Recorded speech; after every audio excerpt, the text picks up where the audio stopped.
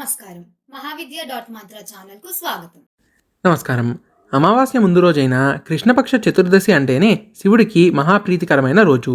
అందుకనే ప్రతి మాసంలోనూ వచ్చే కృష్ణపక్ష చతుర్దశిని మాస శివరాత్రి అని పిలుస్తాము. ఆ రోజున మనం శివుడిని భక్తితో కొలుస్తాము. ఏడాది పొడవునా వచ్చే శివరాత్రులలో మాఘమాసంలో వచ్చేది మహిమాన్వితమైనది కాబట్టి దీన్ని మహాశివరాత్రి అని ఒక పెద్ద పండగలాగా భావిస్తాము. మామూలుగా పండగ అనగానే మనకి వెంటనే పిండి వంటలు గుర్తుకొస్తాయి. కానీ శివరాత్రి అనగానే ఉపవాసం చేయాలి అని గుర్తుకొస్తుంది. పౌర్ణమి నుంచి అమావాస్య వరకు ఉన్న పక్షాన్ని కృష్ణపక్షం అని అంటాము.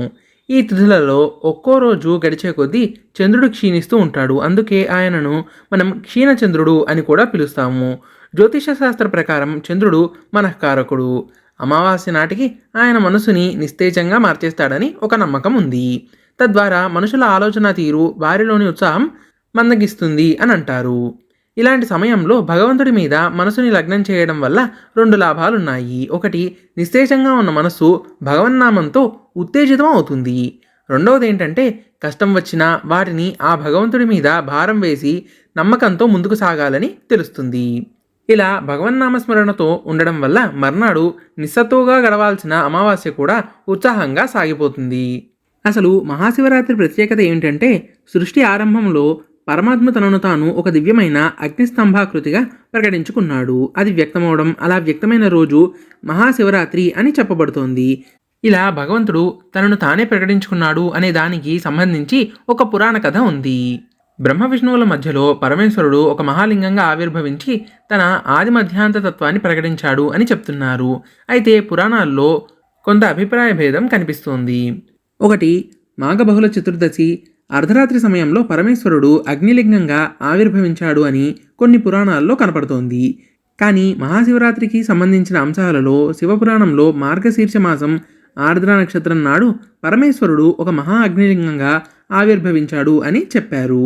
ఆ ఉద్భవించిన మహాలింగం తుది మొదలు తెలుసుకోవాలని బ్రహ్మ విష్ణువులు ప్రయత్నించారు. అందులో బ్రహ్మ హంసరూపంతో పైకి వెళ్తే విష్ణువు వరాహ రూపంతో కిందికి వెళ్లారని, కానీ ఇద్దరూ కూడా తుది మొదలు తెలుసుకోలేకపోయారని వారు పరమేశ్వరుడినే శరణు వేడగా ఆ పరమేశ్వరుడు వ్యక్తమై వారికి తన తత్వాన్ని తెలియజేశాడు.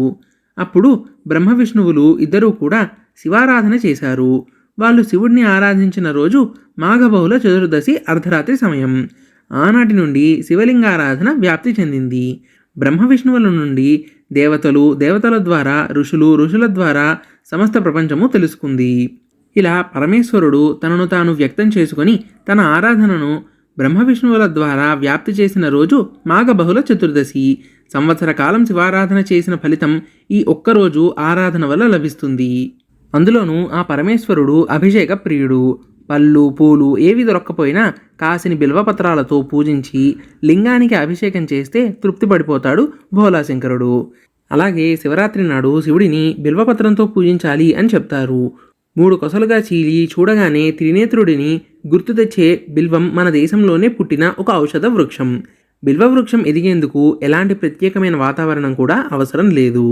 కోసిన తర్వాత కూడా సుదీర్ఘకాలం నిల్వ ఉండే ఈ దళాలు ఆరోగ్యపరంగా దివ్య ఔషధాలు. అందుకనే బిల్వపత్రానికి మృత్యువంచనము అన్న పేరు కూడా ఉంది. ఈ బిల్వపత్రాలు చాలా కాలం పాటు శివలింగం మీదే ఉన్న చుట్టుపక్కల ఉన్న వాతావరణాన్ని శుద్ధి చేస్తాయే కానీ గాలిని కలుషితం మాత్రం చేయవు. మరి శివుడిని మనము బిల్వపత్రాలతో కాకుండా మరే పత్రాలతో పూజించగలము? నాస్తి సర్వ సమో దేవః నాస్తి సర్వ సమోగతి నాస్తి సర్వ సమోదానే నాస్తి సర్వ సమోరణే. శర్వుని వంటి దేవుడు లేడు, శర్వుని వంటి గతి లేదు, శర్వునితో సమానమైన దానం లేదు, యుద్ధంలో శర్వునితో సమానుడే లేడు. ఎంతో అదృష్టం ఉంటే కానీ మనం ఆ మహాశివుడిని ఆరాధించలేము. శివరాత్రి రోజున మనం తప్పనిసరిగా చదవవలసిన శ్లోకము: దేవదేవ మహాదేవ నీలకంఠ నమోస్తుతే కర్తుమిచ్ఛామ్యహం దేవా శివరాత్రివ్రతం తవ తవ ప్రభావాద్దేవేశ నిర్విఘ్నేన భవేదితి కామాద్యా శత్రవో మాం వైపీడాం కుర్వంతు నైవహి. ఈ మహాశివరాత్రి నాడు ఆ పరమేశ్వరుడిని ఆరాధించి నిస్తేజంగా ఉన్న మన మనస్సుని ఉత్తేజితం చేసుకుందాము.